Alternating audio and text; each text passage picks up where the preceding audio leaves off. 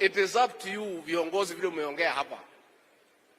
Muongee hata kama rais hayuko, governor. The way you have spoken here, when the president is not here, speak the same way. Be consistent because it is good. Huyu kijana Kibagenfdi nimefurahi sana vile ameongea. Unajua rais akiwa deputy president nilikuwa namuona hapo ofisi yake. Siku alianguka kura 2017, rais alimpatia kazi. Amesimama hapa ameongea vizuri mbele ya askofu na mbele ya hao reverend fathers. Amesema huyu rais ni baba yake kisiasa, ndio amemlea. Mheshimiwa Kibagenfdi, kwa sababu mimi ni mzee kidogo, wacha nikushauri kidogo. Once mtu amekuwa baba yako na umekubali kanisani alikulea, pahali huyu babako anatusiwa usikue hapo. Nimwambie ukweli ama nisimwambie? Si ni kijana mdogo? Kama kuna wengine watamtusi huyu rais, it cannot be you.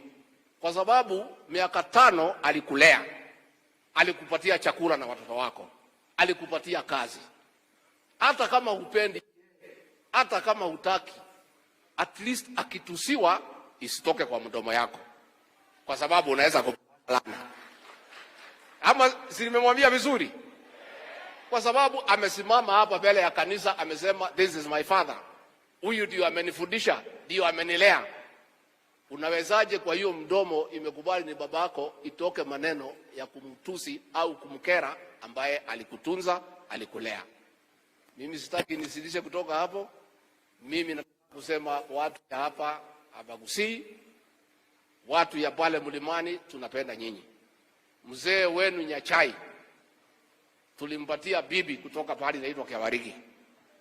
Akamtengenezea mali, amekuja kupumzika akiwa na mali mingi sana. Hata nyinyi mkuje huko Kikuyuni mchukue watu wakuja wasaidie nyinyi kutafuta mali.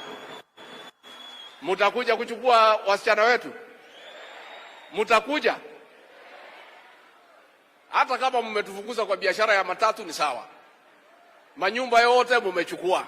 Sasa hii ya Rais William Ruto ya affordable housing si barati.